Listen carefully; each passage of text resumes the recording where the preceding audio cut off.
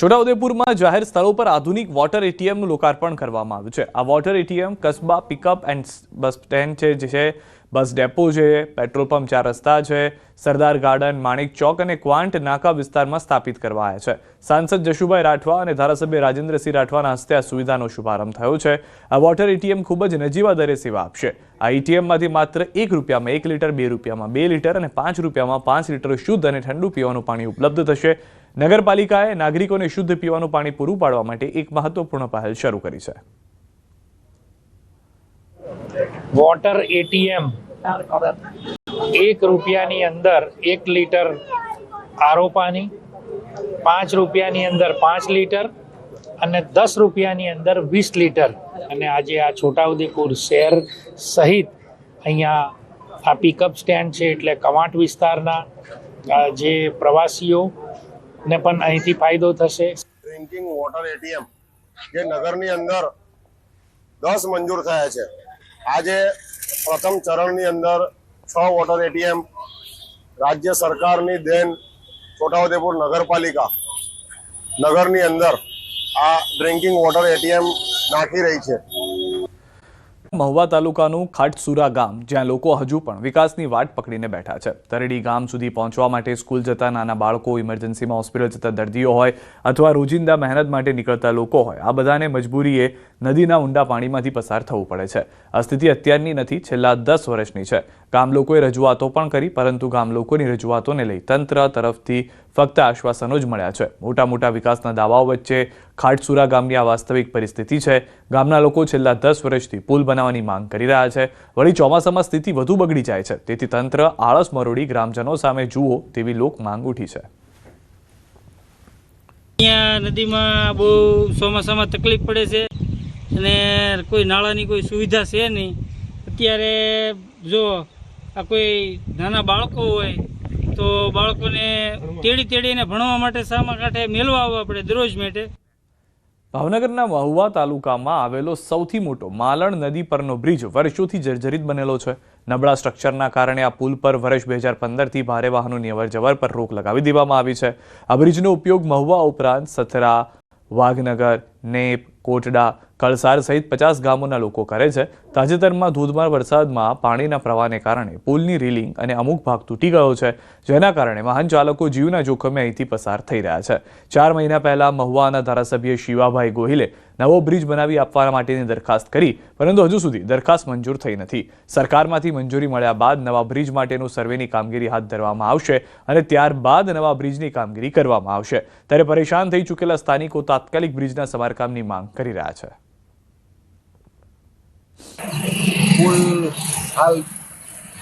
પુલની હાલત ખૂબ ખરાબ છે। પુલ તૂટી ગયો છે। રાતના કોઈ વાહન નીકળતું હોય તો પુલથી નદીમાં ક્યારે આવ્યું જાય કઈ ખબર નથી પડતી। આડી દિવાલ નથી, કોઈ સુરક્ષા નથી, એટલે તાત્કાલિક આ પુલનું કામ શરૂ થાય। આ પુલ છે 100 ગામોને જોડતો પુલ છે અને આ પુલની બંને સાઈડો ખુલ્લી છે કે જે મોટી માનહાની જાનહાની પણ થઈ શકે તેમ છે। વઢવાણના ખેડૂતે ઓર્ગેનિક જામફળની ખેતી કરી મબલખ ઉત્પાદનથી લાખો રૂપિયાની કમાણી કરી છે। સુરેન્દ્રનગર જિલ્લો મુખ્યત્વે ખેતી પર આધારિત છે। અહીંના ખેડૂતો ધીમે ધીમે ઓર્ગેનિક તેમજ બાગાયતી ખેતી તરફ વળ્યા છે। વઢવાણના એક પ્રગતિશીલ ખેડૂતે પોતાની 4 વીઘા જમીનમાં ઓર્ગેનિક જામફળના 300 રોપાનું વાવેતર કર્યું, જેમાં તેઓ ગાય આધારિત ઓર્ગેનિક ખાતરનો ઉપયોગ કરી શિયાળાની સિઝનમાં મબલખ ઉત્પાદન મેળવી રહ્યા છે। ચાલુ વર્ષે અત્યાર સુધીમાં 3000 કિલો જામફળના ઉત્પાદનથી તેમણે 4 લાખની આવક મેળવી છે અને હજુ પણ વધુ ઉત્પાદન થવાની આશા છે। અને એમાં સારામાં સારી બાગાયતમાં નિબજ રહે જામફળમાં મારા 100 કિલો જામફળ જાય છે। મારા ખેતર આવી ફામે આવી અને લઈ જાય છે। માણસોને બહુ જ મજા આવે। સફરજન જેવા જામફળ છે મારા। અને પ્રાકૃતિક જો દવામાં વાત કરું તો હું ગાય આધારિત ખેતી કરું છું અને આંકડો હોય, મરચાં ને આ તે એવું બધું જે કરણ ને એવું એની દવા હું બનાવીને આપું છું અને કોઈ રાસાયણિક છાંટતો નથી, રાસાયણિક ખાતર નથી નાખતો। હું ગાય આધારિત ખેતી કરું છું અને એ બધાને સારું રહેશે। તેઓના ઓર્ગેનિક જામફળ માટે લોકો દૂર દૂરથી તેમના ખેતરે આવે છે। તેમના આરોગ્યવર્ધક ઓર્ગેનિક જામફળ માટે બજાર કરતાં વધુ ભાવ આપીને પણ ખરીદવાનો આગ્રહ રાખે છે। ઓર્ગેનિક ખેતી થકી મગનભાઈએ આ વર્ષે 4 લાખથી વધુની ઉપજ મેળવી હોવાથી પરંપરાગત ખેતી કરતા અન્ય ખેડૂતો પણ તેમની આ પ્રાકૃતિક જામફળ ખેતી નિહાળવા અને શીખવા માટે આવે છે અને ભવિષ્યમાં આવા બાગાયતી પાકની પ્રાકૃતિક ખેતી કરવાનો નિર્ધાર કરી રહ્યા છે. હું પેલા વાવતા તો ખેતરમાં કે ઘઉં, જીરું, બાજરી ને એવું બધું વાવતો હતો, પણ હવે મગનભાઈની વાડી ઉપર આવ્યા પછી મને પણ એવું થાય છે કે હું પણ આવું પ્રાકૃતિક ખેતી કરું કે એને જેનાથી મને વળતર વળે એનું. બીજા ખેડૂતોને એટલું કહેશું કે પ્રાકૃતિક ખેતી, ઓર્ગોનિક ખેતી કરીને તમે પણ આટલું પ્રોફિટ મેળવો.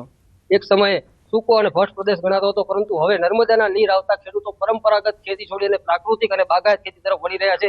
વઢવાણ તાલુકાના જે પ્રગતિશીલ ખેડૂત છે તેને 4 વીઘા જમીનમાં અંદાજે 300 થી વધુ જે છે એ પ્રાકૃતિક જામફળની સફળ ખેતી કરી અને અન્ય ખેડૂતોને પણ નવી રાહ ચીંધી છે. માત્ર 4 વીઘા જેટલી જમીનમાંથી આ ખેડૂત દ્વારા વર્ષે અંદાજિત 4 થી 5 ટન જેટલા જામફળનું ઉત્પાદન કરી અને 4 થી 5 લાખ રૂપિયાની છે એ મબલક આવક મેળવી રહ્યા છે. ત્યારે અન્ય ખેડૂતો પણ આજે પરંપરાગત જે છે કપાસ, ઘઉં, જીરું સહિતના પાકોનું વાવેતર છોડી અને અન્ય ખાસ કરીને પ્રાકૃતિક અને બાગાયત ખેતી તરફ વળે તેવું ઉત્તમ અને ઉમદા ઉદાહરણ પૂરું પાડ્યું છે. અક્ષય જોશી. ખોડલધામ ખાતે જોવા મળ્યા ખાસ દ્રશ્યો. ખોડલધામ ટ્રસ્ટના ચેરમેન નરેશ પટેલ અને જયેશ રાદડિયા એકબીજાને ગળે મળ્યા. આ પ્રસંગે મંત્રી જીતુ વાઘાણી પણ હાજર રહ્યા. ઘણા સમયથી નરેશ પટેલ અને જયેશ રાદડિયા વચ્ચે કથિત ગજગરા ચાલી રહી હોવાની ચર્ચાઓ અને અટકળો ચાલતી હતી. તેવા સમયે પાટીદાર સમાજના બંને દિગ્ગજો એકબીજાને મળીને ખાસ સંદેશો પાઠવ્યો. ખોડલધામના આંગણે સમાજના 2 અગ્રણીઓ એક હોવાનો સંદેશ આપવામાં આવ્યો. આવી ગયું, આખી બાઈટ આપી અને તમને પ્રશ્ન હતો નથી આવ્યો. અમે અહીંયા હાજર છીએ. આ ખોડલધામ એ અમારું આંગણું છે અને આ કાયમી માટે જયેશ રાદડિયા હોય કે ન હોય, ખોડલધામ રહેવાનું છે. આ સમાજનું ગૌરવ છે. સમગ્ર લેવા પાટીદાર સમાજ એનું સંગઠન બને અને સંગઠન થતી સમાજનું ઉત્થાન થાય ને સમગ્ર સમાજ. માનની નરેશભાઈ ખૂબ સરસ વાત કરી. 18 વરણને સાથે રહીને ચાલનારા ખોડલધામ કાગોટ ટ્રસ્ટ હું આભાર માનું છું. માનની નરેશભાઈ પટેલ અને સમગ્ર ટીમનો અનેક વખત દર્શન કરવાનો મોકો, એમની સાથે બેસવાનો મોકો મળ્યો છે. પણ આજે 15-20 હજારથી પણ વધારે લોકો આપ જોતા હતા, લોકો ઊભા હતા. સવારે વહેલી સવારથી ખોડલધામનો સાથ પડ્યો. નરેશભાઈ બોલાવ્યા અને સમાજના અમારા આગેવાનો, બહેનો, મહિલાઓ, યુવાનો, વડીલો જેમણે કંઈક સમાજ માટે કર્યું છે એવા તમામ લોકો અહીંયા હાજર રહીને હું માનું છું કે ખૂબ મોટો સંદેશો એ માત્ર રાજ્યમાં નહીં દેશભરમાં આજે ખોડલધામ અને સમાજ થકી આપ્યો છે. સાંસદ મનસુખ વસાવાએ નામ લીધા વગર ચૈતર વસાવા પર લગાવ્યા ગંભીર આરોપ. આપના નેતાઓ મોટા તોડ કરતા હોવાનો લગાવ્યો આક્ષેપ. કાર્યક્રમમાં થતા ખર્ચ વિશે માહિતી મેળવી અધિકારીઓ પાસેથી તોડ કરતા હોવાનો દાવો. જિલ્લામાં થયેલા 2 મોટા રાષ્ટ્રીય કાર્યક્રમમાં 50 લાખ અને 75 લાખનો તોડ કરવા આપના મોટા નેતા ગયા હતા તેવું મનસુખ વસાવાનું નિવેદન. આપના નેતા ટીમો બનાવી અધિકારીઓને તથડાવી મોટા પાયે ભ્રષ્ટાચાર કરી તોડપાણી કરી રહ્યા છે તેવી પણ વાત તેમણે ઉમેરી હતી. ભાજપના અને આપના કેટલાક નેતાઓ મળેલા હોવાનો પણ આક્ષેપ કર્યો છે. નર્મદા જિલ્લામાં મોટા પાયે ભ્રષ્ટાચાર થતો હોવાનો આક્ષેપ સાંસદે કર્યો છે. ચૂંટાયેલા લોકોને એમની સાથેની એક ટીમ એમને 10-10 લાખ રૂપિયાનો તોડ કર્યો. 10 લાખ. જો આ બહુ હું ગંભીરતાથી હું આ વાત મીડિયા સમક્ષ વાત કરું છું, બહુ જવાબદારીપૂર્વક. અને એજન્સીઓના નંબર લીધા, કોન્ટ્રાક્ટરોના નંબર લીધા એ ટ્રાઇબલ નેતાએ, અને પછી એ અધિકારીઓને ફોન કરે કે આટલો ટોટલી ખર્ચ થયો છે, એમાં મારા આટલા ટકા હોવા જોઈએ. થરાદ, રાહ અને લાખણી તાલુકાના ઠાકોર સમાજના બંધારણ અને સ્નેહ મિલન કાર્યક્રમ યોજાયો. બનાસકાંઠા સાંસદ ગેનીબેન ઠાકોરે અંધશ્રદ્ધાઓ, સમાજમાં કુરિવાજ અને જૂની ખોટી પ્રથાઓને બંધ કરવા આહવાન કર્યું. ગેનીબેન ઠાકોરે સમાજની દીકરીઓમાં દશામાનું વ્રત ન કરવા કર્યું આહવાન. બીજાઓને દશામાં ન નડે અને આપણને દશામાં નડે. ગેનીબેન આ દશામાના વ્રત ક્રીની ઘરે દશા બેસાડવાની પ્રથા છે, એટલે હવેથી કોઈ પણ બહેન દીકરીએ દશામાનું વ્રત કરવું નહીં. ગેનીબેન જેને દશામાં નડે એ દશામાને મારી જોડે મોકલી દેજો તેવું કહેતા જોવા મળ્યા. એકલી ગાડીમાં કરું છું દશામાં, મારી જોડે ગાડીમાં ફરશે. ગેનીબેન ભુવાઓ કોઈ મહેરબાની કરીને ફસાતા નહીં તેવું પણ કહેતા જોવા મળ્યા હતા. આપણાને નડે બરોબર, એટલે આ દશામાનાથી વર્તો કરીને ઘરેથી દશા બેહાડવાની પ્રથા છે એ કોઈ પણ બેન દીકરીએ દશામાના વર્ત હવે કરવાના નહીં. અને જેને દશામાં નડે એ બધા માને મારે એ મેલતી દો. હું એકલી ગાડી ફેરવું છું, દશામાં મારા ભેગા ગાડી ભરશે. અને નડે તો મને નડે, તમને કોઈ નડશે નહીં. બરોબર ને? પછી આ ભુવાનું ને એનું જો ને એ કંટ્રોલ બારું છે, પણ મહેરબાની કરીને કોઈ ભુવામાં ફસાતા નહીં. તમારું જે કર્મ છે એનું એ જ અગત્યનું છે.